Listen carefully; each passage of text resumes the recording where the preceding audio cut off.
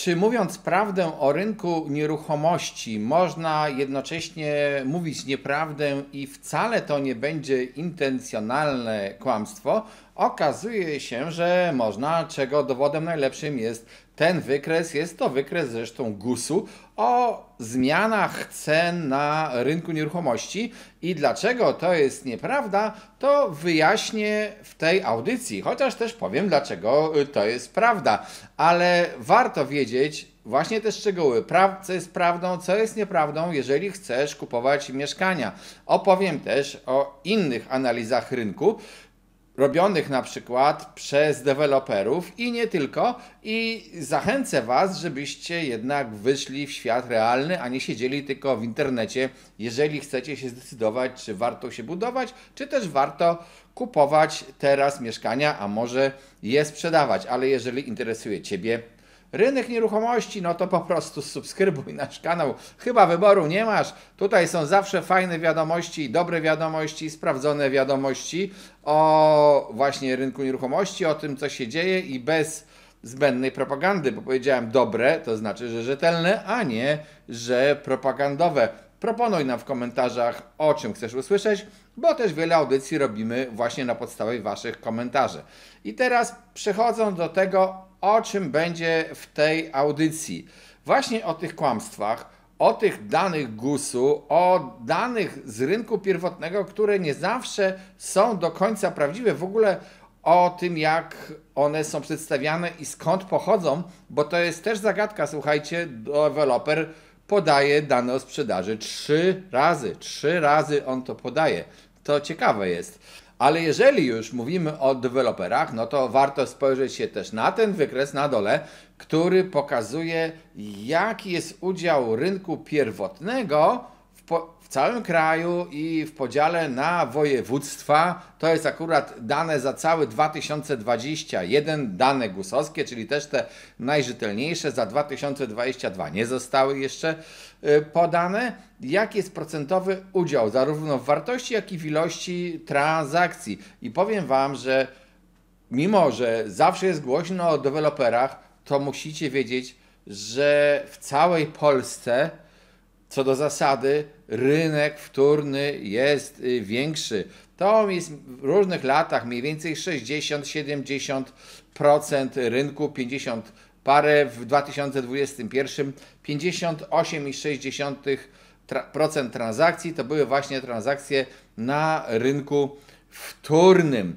No ale w niektórych województwach zdarzało się, że akurat rynek pierwotny jest większy niż wtórny. Jak powiedziałem, to są tylko średnie, możecie przyjrzeć się temu wykresowi. I zanim przejdę do tego najważniejszego tematu, czyli do tego rysunku i dlaczego GUS, mówiąc prawdę, może niektórych wprowadzać w błąd i nie przekazuje całej prawdy, no to kilka ważnych faktów i takich definicji, żebyśmy się zrozumieli.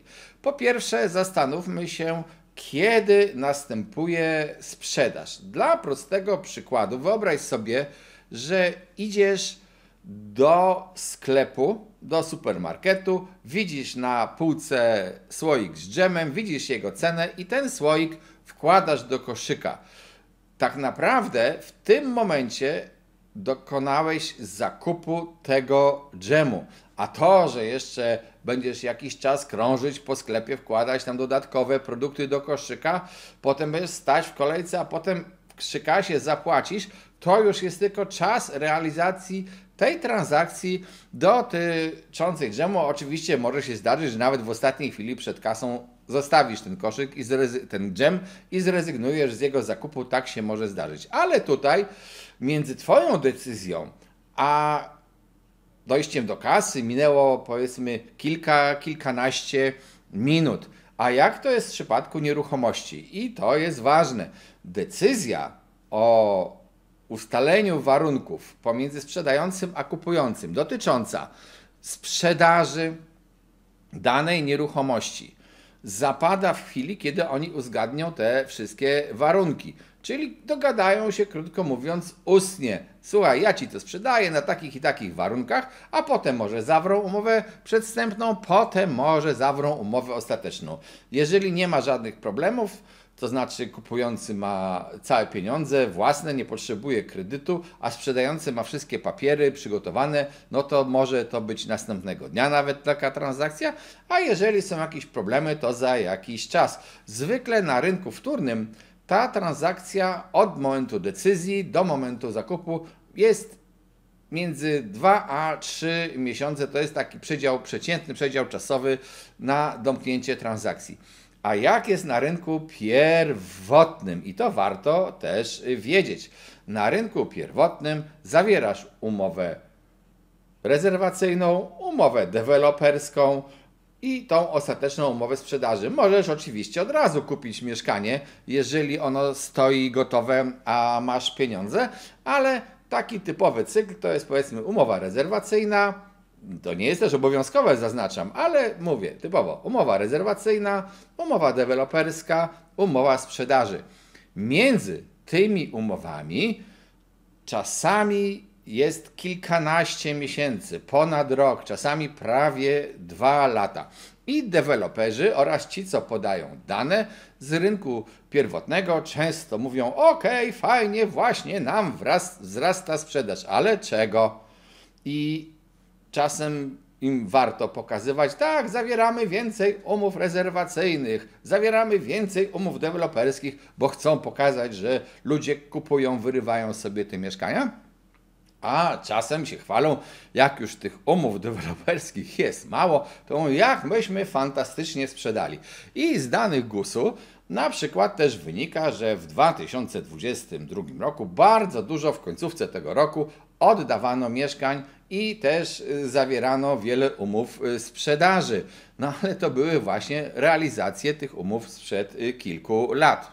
Dodam też, że są w przestrzeni naszej medialnej działania portali, które usiłują zdobyć pieniądze od deweloperów i reprezentując ich oferty, i potem te portale robią duży szum medialny, zatrudnili dziennikarzy i zarzucają media gotowymi artykułami i danymi o tym, co się dzieje na rynku pierwotnym. Problem jest jednak jaki? Problem jest taki, że te portale, owszem, wykonują dobrą pracę, ale trzeba pamiętać, że one po pierwsze pokazują ceny ofertowe, które według nich nieustannie rosną, do tego jeszcze wrócę. Po drugie, pokazują też transakcje na zasadzie tego: aha, oferta została wycofana od nich z portalu, no to została sprzedana. I teraz jest pytanie, czy ci deweloperzy rzetelnie wycofują te oferty. Kiedy je wycofują? Wycofują je na przykład w momencie zawarcia umowy rezerwacyjnej. Jeżeli to robią rzetelnie, ile z tych ofert wraca z powrotem, tego już portal nie notuje i co najważniejsze, portal nie notuje, za jaką cenę została ta oferta zarezerwowana czy też sprzedana u dewelopera.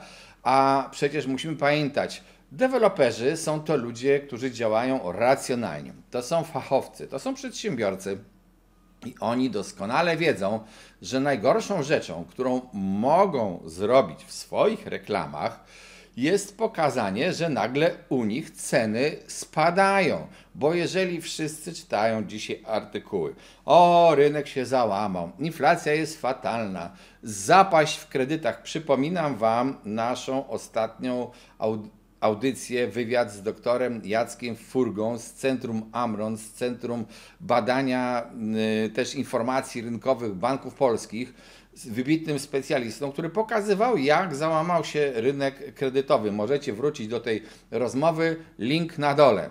Ta ogromna zapaść w kredytach oznacza tak naprawdę ogromną zapaść sprzedaży, w tym na rynku pierwotnym. Więc deweloperzy, żeby podtrzymać swoje ceny, starają się nie upubliczniać informacji: teraz sprzedajemy taniej. Wszyscy by inaczej zaczęli czekać, przestaliby kupować. Deweloperzy wolą: dobrze, my cenę mieszkania utrzymujemy, a nawet może ją chytrze w ogłoszeniu podniesiemy, ale na przykład garaż dostaniesz za, powiedzmy, niemal symboliczną złotówkę, to oczywiście taki przykład. Dostaniesz jakiś inny upust, dostaniesz jakiś kawałek wykończenia, dostaniesz jakiś inny frukt, wycieczkę chociażby na Karaiby, to żartuję.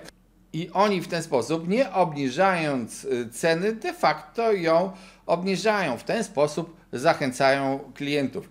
Niestety, muszę powiedzieć, wielu z Was wierzy święcie w internet. Wy popełniacie błąd moim zdaniem.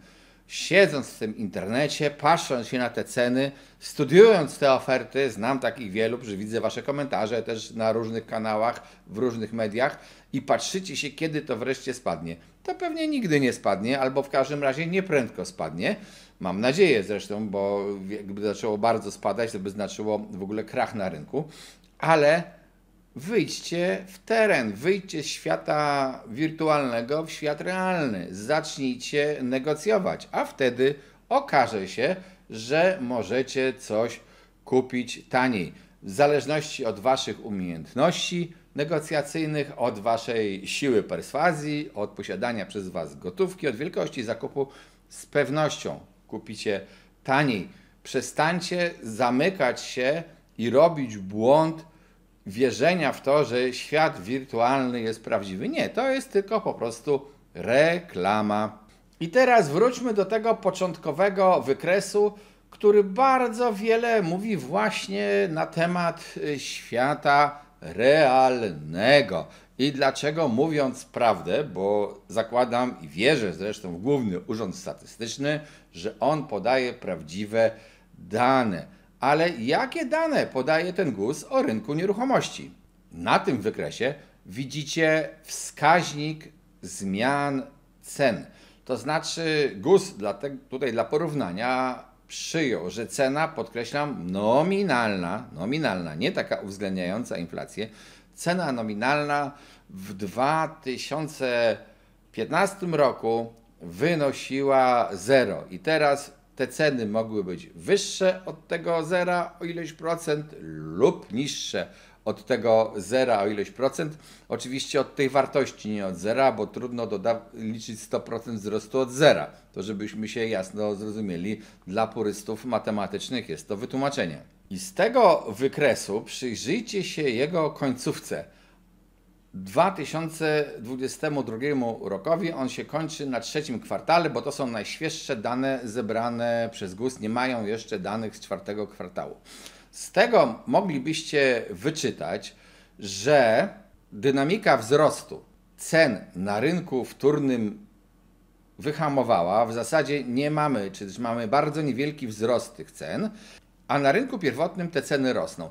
Ale spójrzcie się na takie charakterystyczne siodełko, które występuje najpierw na rynku wtórnym, a potem na rynku tym pierwotnym. I co ono oznacza?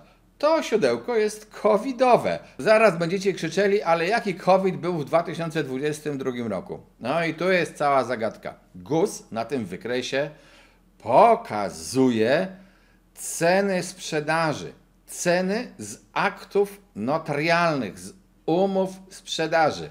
A tak jak powiedziałem wcześniej, przesunięcie czasowe między momentem uzgodnienia warunków transakcji a dokonaniem transakcji jest zupełnie inne i znacznie krótsze na rynku wtórnym niż na rynku pierwotnym. Na rynku tym pierwotnym może być to kilkanaście miesięcy.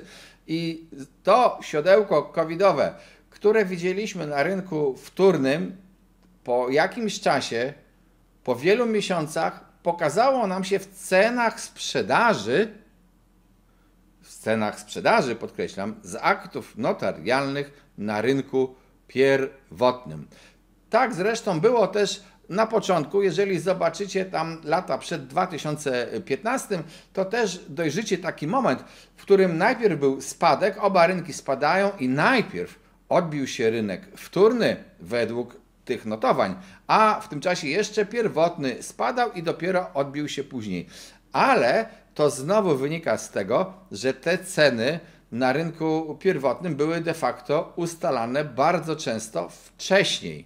I teraz, jeżeli byście chcieli zobaczyć, co się dzieje na rynku, to też możecie wrócić do tego omawianego przeze mnie wcześniej portalu, którego nazwy celowo nie podam, ale który właśnie prezentuje na pewno spotykacie często dane, co tam się dzieje na rynku pierwotnym i tam oni pokazują, że bardzo wolno, ale rosną te ceny ofertowe, tam po 2% niewiele, trochę był spadek, trochę rosną u tych deweloperów, ale tak jak powiedziałem, po pierwsze, czy one rosną naprawdę, bo to nie są ceny transakcyjne. Ten portal nie wie, co zostało zawarte w umowie rezerwacyjnej, czy też w umowie deweloperskiej. On tylko wie, co było ceną pierwotną ofertową. I według tego portalu ten wykres cen na rynku pierwotnym wyglądałby już zupełnie inaczej. Zresztą też robiliśmy wywiady na przykład ze specjalistą z portali Morison Gratka i tam on też pokazywał różne te zachowania cen. Co ciekawe, on przeliczał te ceny również przez inflację, gdzie widać, że te zachowanie cen i ten wzrost ich jest czasami po prostu tylko iluzoryczny, bo jest to wzrost w pustym pieniądzu. Co to oznacza dla wszystkich, którzy chcą dzisiaj kupić mieszkanie? No o tym pewnie też powiem jeszcze więcej w następnej audycji, w której przedstawię inne aspekty, bo też wiele czynników wpływa na ceny nieruchomości, ale z tej audycji dla tych, którzy chcą kupić mieszkanie, jest wniosek jeden.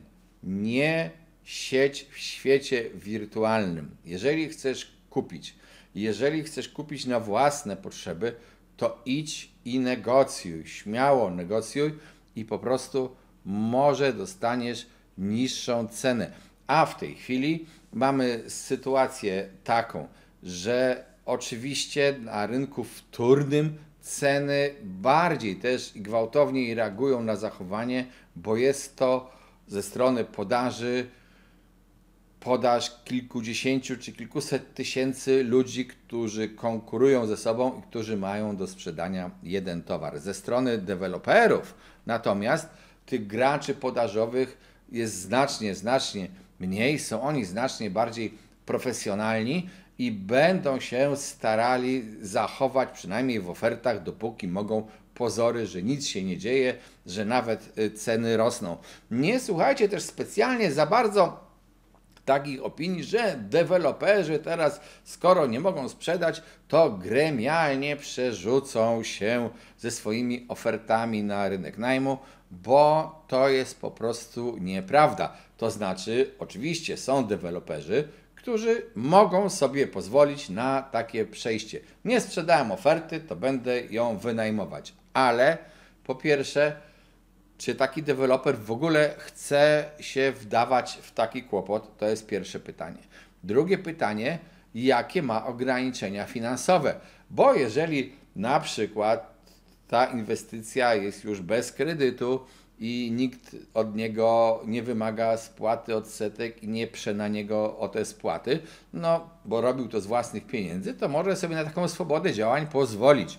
Natomiast jeżeli nad nim wisi termin spłaty kredytu, a ma dużą ilość tych mieszkań niesprzedanych, to niestety na taką taktykę sobie pozwolić nie może, bo to powiem z przykrością, banki w Polsce z uwagi na popularność posiadania własności w Polsce, o czym będzie zresztą chyba w następnej audycji, nie mają produktu kredytowego dla deweloperów, którzy chcieliby budować pod wynajem, bo to jest zupełnie inny produkt. Jeżeli finansujesz budowę, no to oceniasz tę inwestycję, prawdopodobieństwo jej sprzedaży, prowadzisz tam jakąś sprzedaż i wiesz, że za jakiś okres krótki, ale w miarę z góry określony dostaniesz te pieniądze. A jeżeli masz finansować budownictwo pod najem, no to już nie jest kredytowanie na kilka lat, 3, 4, 5. To jest już kredytowanie na kilkanaście, może nawet ponad 20 lat i to wymaga zupełnie zastanowienia się innego nad perspektywą tak długiego kredytu. Jeżeli interesuje Ciebie rynek nieruchomości, oczywiście subskrybuj nasz kanał. Pisz nam w komentarzach koniecznie, o czym chcesz mieć kolejne audycje, Obejrzyj nasze stare audycje. Zachęcam do tej audycji z doktorem Furgą oraz audycji o cenach materiałów budowlanych i ich wpływie na budowę.